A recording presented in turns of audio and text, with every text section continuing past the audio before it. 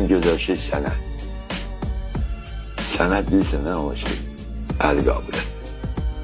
O oxumaq. Adam tanırdı Mərdəkanda 3 dənə diplomu var. Cavan oğlan.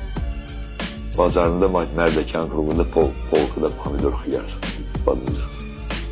Adamı yok idi, qabağa salsın. Böyle şeyler var. Onsuz da indiki zamanında bizim zamanlar varlı uşaqlar oxuyur. Kasıbın gücü çatmaz oraya gitmek. Çünkü kasıba ya uçilişli, ya texnikumdur, ya da deyirlər bu Azərbaycan deyirlər peşəməkdir, ya da internat. Kasıb elə kasıbdır.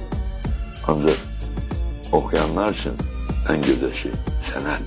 Hərəkət eləmişəm, heç kimin qabağında baş əyməmişəm, sınmamışam. Ay gənclərimiz, həyatda düz olun. Düz oldu, sizin için yaşıl ışıqdır. Yalan oldu, hər yerdə deyə